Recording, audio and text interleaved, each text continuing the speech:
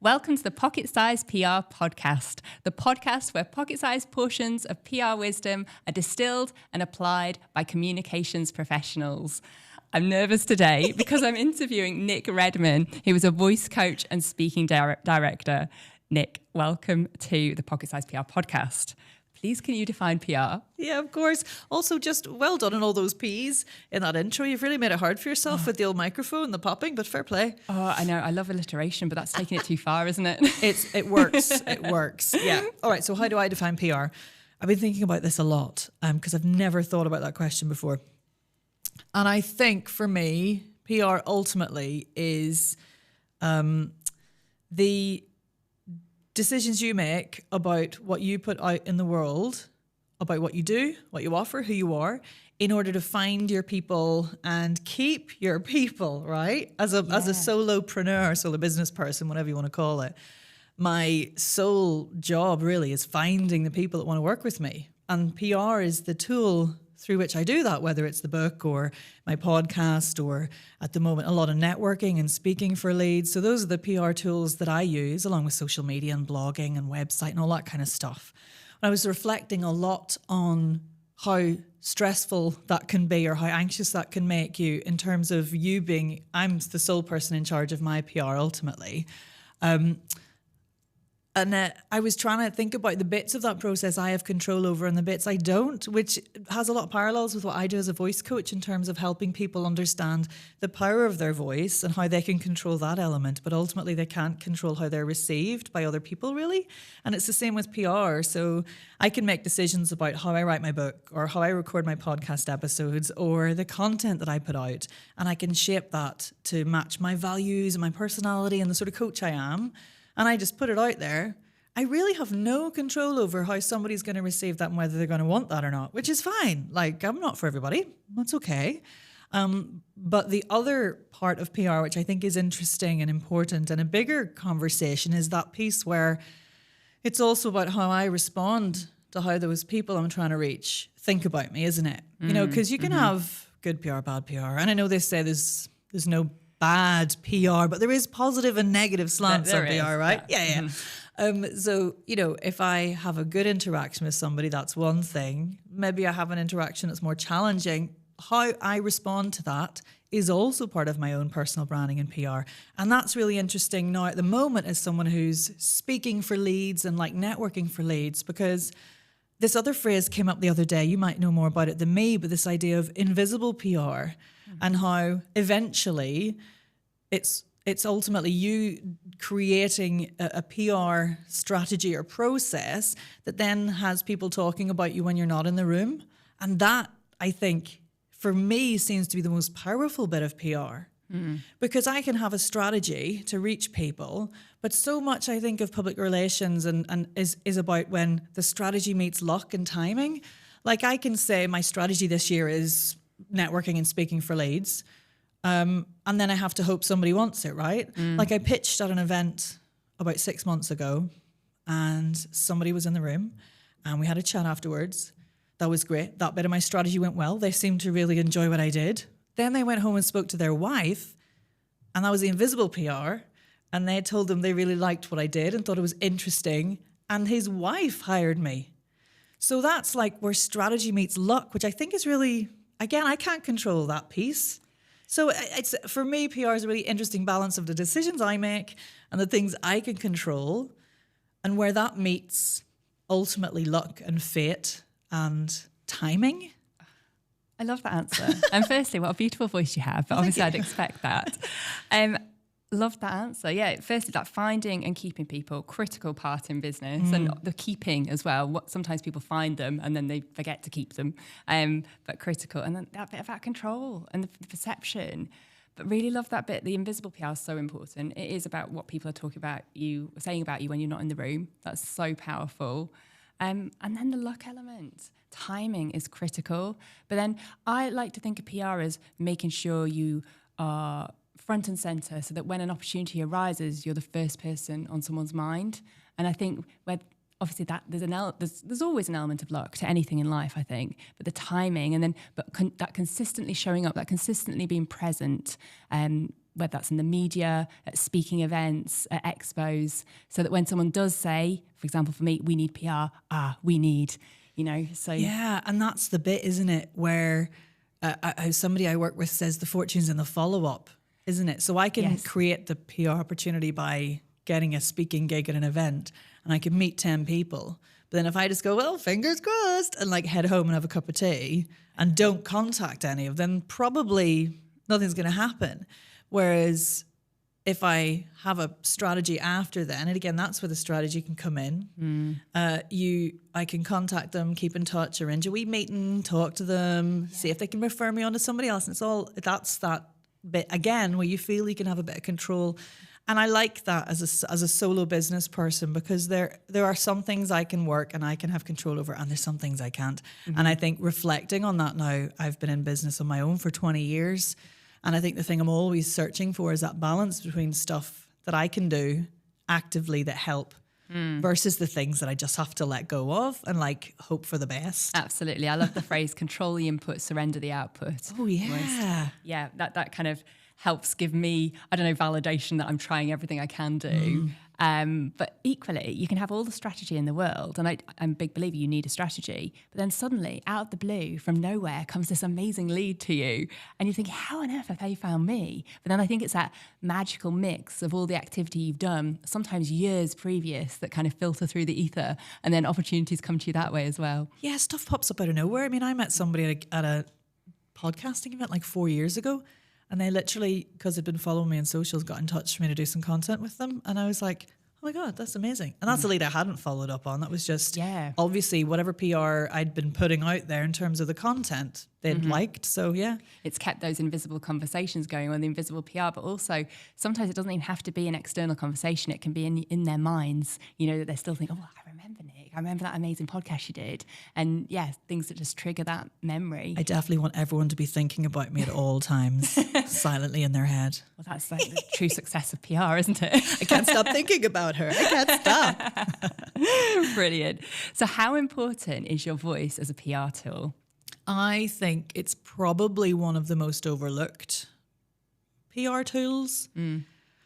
I see the word voice, find your voice in terms of PR and marketing used for copy, for example. Yeah. Find your brand voice, find your written voice. But so often people neglect the spoken voice itself. And what's interesting is sometimes I'll meet people and their brand will be really vibrant and exciting and energetic. And then maybe in person, they don't vocally show up in the same way. And that jars for me, which I find interesting. And it's not that the branding was wrong or whatever. It's just sometimes people need a bit of permission or a bit of guidance to help them sound how they want their brand to sound, as in literally sound with their voice. So yeah, a lot of the time I do think people don't think about it that much, because if the first interaction someone has with you is your content, for example, or reading your blog, and then you think, oh my God, they're good, like, okay. And then you see they're going to be speaking at an event, you go, oh God, I'm going to go. I really like their blog and I follow them. I'm really enjoying their content. And you get there and it's not the same. It's all about trust, isn't it? PR ultimately, building that trust. And I think probably for me, there's a bit of, oh, it's a shame. I was expecting them to be a bit more, vibrant or a bit more curious or a bit more whatever. Yeah, I think people can hide behind their keyboards these days and behind their screens. But that said, there are more opportunities to use your voice with podcasts, with voice notes. On all social media applications now, there's a voice note function. And for me, I think it just helps the personality of the brand shine through a lot more. And with so much of written brand voice now being filtered through or tweaked with the old AI machine, I do think voice itself is one thing as a human that we have that is so exciting and so unique that AI cannot take away from us. Like, my voice is my voice. I can train it and explore it and use it in whatever way I want. And I do think people need to think about that when it comes to standing out, because I have no problems with use AI, don't use AI. I don't care. Whatever you need to do, especially as a solo business person, some of the tools are useful. Do what you need to do. But when it comes to speaking, it's so important to remember that your voice ultimately is like the only unique thing about you in the entire world, really, when it comes to putting yourself out there. And we have to think about how what we're writing gives us the opportunity to speak in a way that feels like us. You know, I did a thing recently where 2 clients came from, they were doing the same thing on different days on behalf of the same client. They were doing an introduction to a ceremony. They both had exactly the same brief, and they both came to me on different days, didn't know about each other, and they had the same 3 sessions each. They came to me, I said, bring your scripts and we'll have a little look. And both of them, I swear to God, because the brief was the same, they had both come with first draft written by AI. And honestly, it was a fascinating accidental experiment for me because AI had done the same thing. Exactly the same. And it was. Wow. It wasn't like word for the same, but it was basically like variations on a theme. And I was like, "This is so interesting." And they were like, "I'm just finding it really hard to sound like me when I write it, and when I read it." And I'm like, "Well, that's because you didn't write it." So really think about your spoken voice and the power it has for setting you apart from the rest. But remember that starts. Well, it's about the words as well. So you've got to find the balance between what's written. And if it's written in the way you want to say it and the way that vocally represents you for PR in the right way. Absolutely. And authenticity is a word that's overused, but it's so important. Yeah. And, you know, AI is almost the opposite of it's artificial. But the thing is, people they feel the pressure to be authentic. So, again, ironically, they'll use AI to create something that's authentic, even though it's artificial. Make me sound authentic. Yeah. It sounds more authentic. Absolutely. So it does, obviously. Yeah. It's just an interesting space we're living in with AI. Yeah. And do you feel it'll strengthen or deplete the need for the voice and spoken word?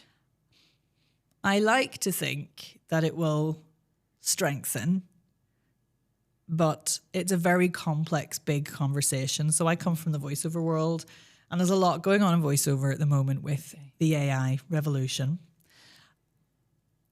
People's voices being stolen without their consent and used on huge platforms without their consent, which is a huge ethical issue. It's massive. Yeah. So from a using your voice as I am a human with a voice perspective, hopefully not. Mm-hmm. You know, hopefully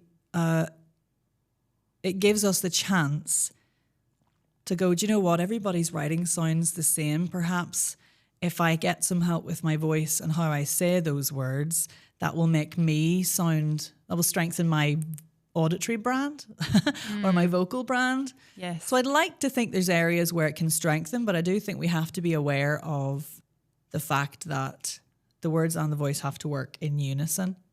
And if the words aren't written in the way that you need them to be written, then it's not going to help.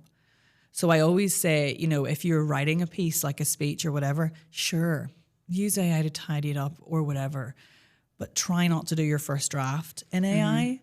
Try and just grab your phone and just go for a walk and just blah, blah, blah, blah, blah, all your thoughts and your ideas. Don't worry about it's wrong. Don't worry if you say and and like. Don't worry if you go, oh God, that's not right. I'll start again. Just blabber all of your thoughts out, because then what you get is your vocal identity, in the sense of your thought lengths, your lingo, your vernacular, your ideas, your meandering chaos thoughts.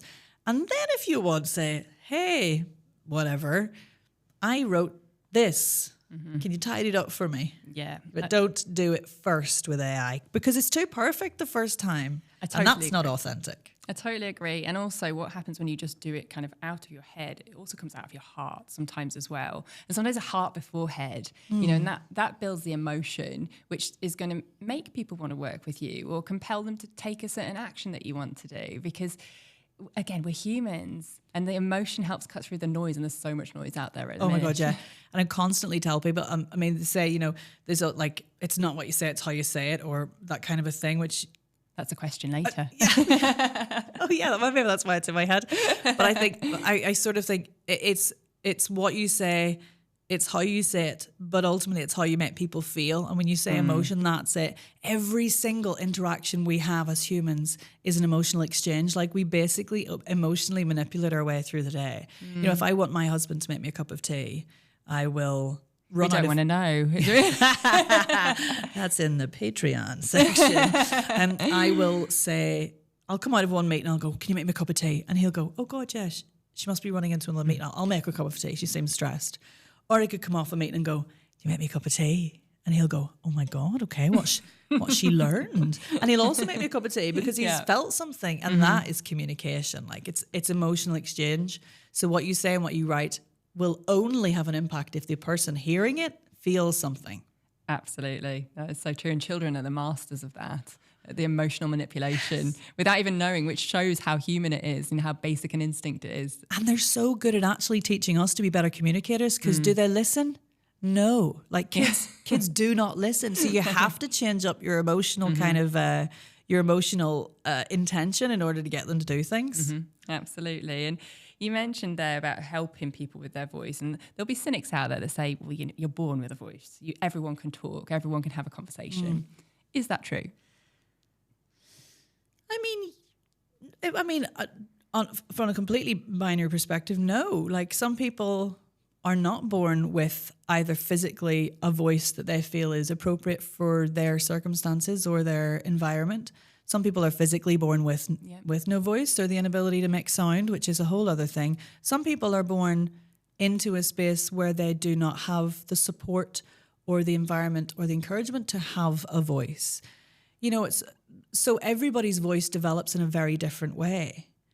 So if you have the ability to make sound, then you have the potential to have a voice, but it comes wrapped up in all this baggage. You know, my voice and your voice and anybody's voice is a product of their entire existence to date. If you've lived in a world, grown up with parents who give you the space to have a voice, who listen to you, who debate with you and talk with you and respect your opinion, you will have one type of voice. If you grow up in a world where it's speak when you're spoken to, or a house full of men and you're the only woman, that's a very different voice. Or maybe it's a cultural or a religious impact. Like people have different voices for very different reasons.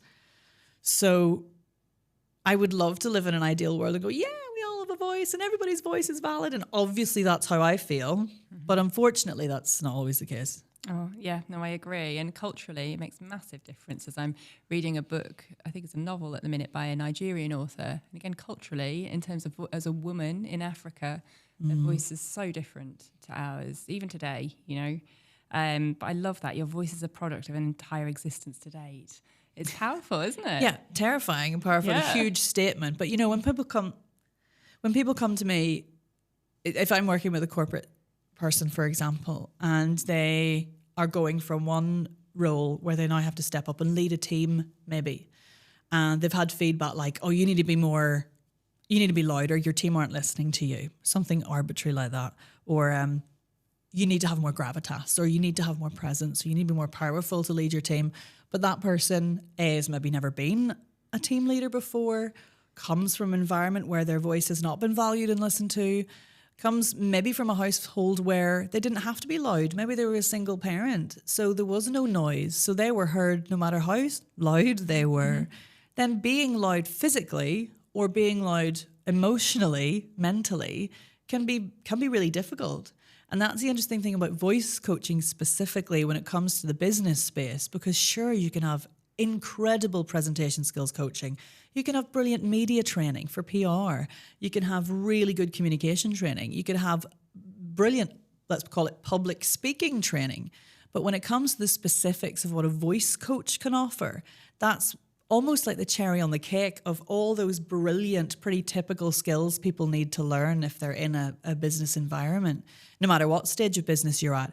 Is it someone to be able to come in and go, I mean, you're smashing the presentation, the slides are great, all the content's brilliant, but we need to work on the fact that the nerves are impacting your voice and your voice wobbles a little bit, or let's work on clarity to make sure that in those moments of emotion and passion you're really heard, or let's work on expression so you can tell the story with more like engagement and impact. Yeah, it's all just taken for granted, I think. Sometimes you don't realise how much help people have had when you see these polished professionals. Right. Are there any examples of any public figures that you really admire for their voice or their style in speaking? Yeah, I was thinking about this question and thinking, I want to not give you specific people because I feel like going back to what we talked about, you can't really control how people receive you. It's all subjective, isn't it? Absolutely, yeah. What I did want to say was what I think we're having the huge what I think we're seeing at the moment is having the huge privilege of seeing loads of people who you would just class average people with phones and social media access, stepping up and voicing their concerns and their anger and their frustration with a lot of what's going on in the world. So daily on my feed, I have remarkable people with normal jobs, living their day-to-day lives, getting really angry about a social issue, sharing their desire to get you to jump on board with a cause that they're fighting for, begging you to give some money or to give a signature or to hear another perspective. And I think those are the most incredible example of how powerful your voice can be from a really human, like gut level. And you mentioned heart earlier, that gut-heart level. Because what we forget when we do organized professional speaking, like at an event or for a podcast, is that we forget that ultimately our voice is like it's a full body, brain, breath, voice experience. And if you really, really care about something, that's when you really hear somebody's vocal potential. So often when I'm doing public speaking, or, you know, voice training in a corporate space, or prepping people for to host the company podcast, we actually do a lot of work around, tell me like what you're most excited about. Tell me what's really annoying you right now. Tell me what you're watching, or like, tell me what happened at the weekend. And we hear the real honest, authentic connection to their voice and their breath and their passion and their range. And then I go, okay, let's do that with your podcast intro. To try and get people away from, you know, that more controlled, I need to sound good now thing. Because ultimately what we want as humans is we don't want perfect. We want human, like we want to feel something. So yeah, it's really interesting and I think really valuable for people on their social media feeds to just take a moment to reflect on the remarkable variety of people out there speaking at the moment who are all, well, some of whom are getting listened to and some of whom aren't. But that's the listener as well, isn't it? That's the listener's experience. I can't control whether anybody listens to anything, neither can anybody who speaks. But there's a huge variety of inspiration out there, and it all comes down to the fact that if you really care about something and your voice is, and you're ready to go and you want to make people feel something, then it will come out. Yeah, speak from the heart, essentially. And what other tips do you have for people perhaps about to start a podcast or want to do more social media reels? Are there any kind of little quick wins? Yeah, so I want to break this down into a couple of different sections. She says having a drink, which is step one. Oh, brilliant. I'll have an extra drink too. From a technical point of view, if you're ever doing a podcast, a couple of days before, just make sure you're upping your hydration. It takes a while for the fluid that you take in to actually affect your vocal folds and your saliva. Nothing you eat, drink, suck or swallow goes anywhere near your vocal folds. It goes down a different tube. It goes through our mouth, which feels nice. But in order for it to affect the viscosity of the saliva and the mucus on the vocal folds to help us make voicing easier and safer and to stop clicks, you actually have to take the water in much further in advance than you think. Wow, I've learned that something new already. Yeah, right. Brilliant. So depending on the research, which changes all the time, is it'll take between 4 and 8 hours for it to systemically be absorbed to affect. And it goes all these other more important places first. And maybe hopefully some of that water will affect the thickness of your saliva. Yeah. So if you don't want it to annoy your editor with a load of mouth noises, up your hydration. The other little technical etiquette thing for studios is make sure you don't touch the microphone in any way. Microphone is the producers and the engineers' domain. So if you feel it needs moved, just ask them rather than like fiddling with it, because it could be thousands and thousands of pounds worth of equipment. I'm obviously a big advocate for a warm-up. Yes. So a warm-up is great for clarity, expression, settling nerves, all that stuff. So if anytime you speak, you get a little bit higher than usual, that's usually a nerves thing. That can be sorted with a warm-up. If you get breathless, that can be helped and sorted with a warm-up. And if you're somebody who just feels like they go really monotone and they sort of forget how to express it all, then a warm-up's really good as well for bringing the expression and stuff back in. There was something else I wanted to say. What was it? Oh yeah, think about your relationship between the microphone and you. So, you know, a lot of podcasts are like this, kind of relaxing. If that's what you want to do, that's fine. But I quite like to be slightly more, please don't adjust yourself, it's your domain. I like to be a little bit more active in terms of my posture because it helps me feel engaged and present in things. Depends on the style of the podcast, doesn't it? If it's just like bros chatting podcast, then yeah, sure. Get up there, like hold your microphone, have a great time. But yeah, I like feet on the floor, give my toes a little wiggle, feel a connection to the ground, think long and wide in the torso, and trying to remember your proximity to the microphone. Yeah, again, for the sake of the editor. All amazing tips and ones that I need to listen to as well. Another thing that I learned really early on when I was doing podcasting, when I listened back, which is a painful experience, but something I make myself do because I do learn a lot, was that I would be like, yeah, quite a lot. And I think you told me they're called non-verbal cues.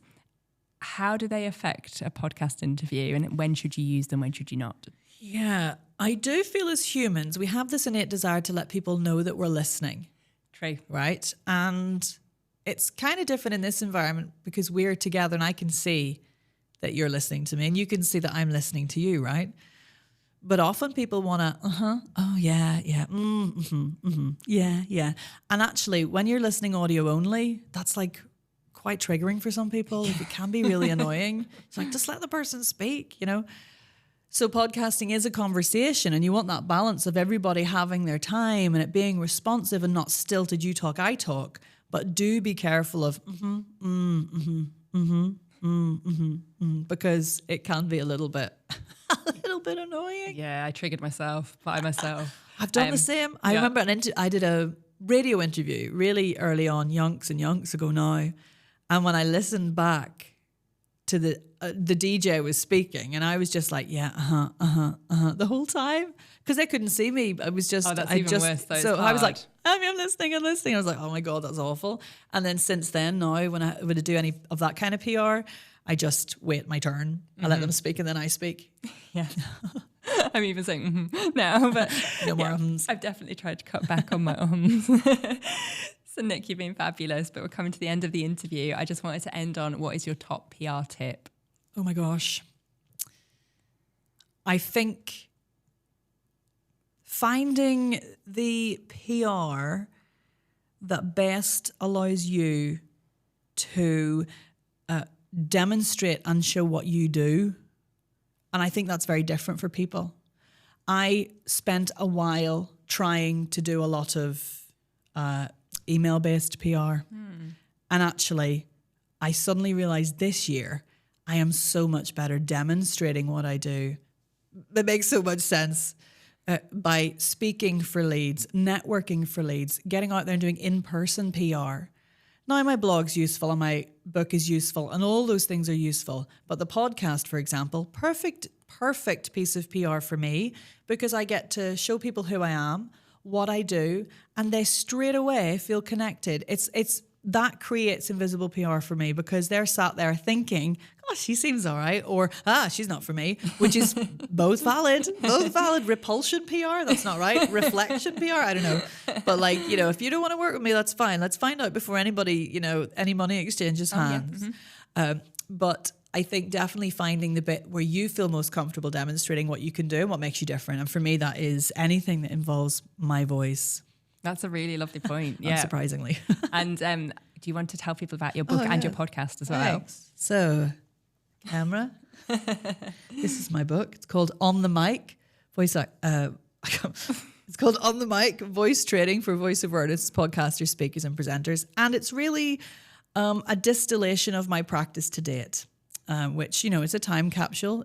Things will change. But right now it's loads of exercises and tools and tips for if you were using your voice on a microphone to help you feel more comfortable and more at ease, because I'm sick of the word confident. You know, a confident voice and be a confident presenter and how to be confident. For me, it's about feeling comfortable and feeling competent.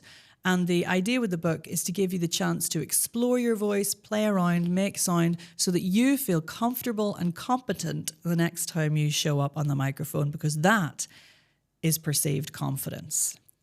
I love that. And I'm a big fan of alliteration. And I was going to say C words, but then the C word springs into someone's mind. Easy tiger. Yeah. But yeah, comfortable and competent. And then that equates to overall confidence. Yeah. lovely. And could you just drop some information about your podcast? Sure. It's called the Voice Coach Podcast, and it's available wherever you listen to your podcasts. You can tell you're a voice coach and speaking director, Nic. Terms and conditions apply. Oh, you're amazing. I've got a lot to learn from you. Thank you very much. Thanks for having me. Nobody can do business with you if they don't know about your business. But nobody will do business with you if your business's brand doesn't have trust and credibility. PR is the secret sauce in the marketing mix that can help achieve this and so much more.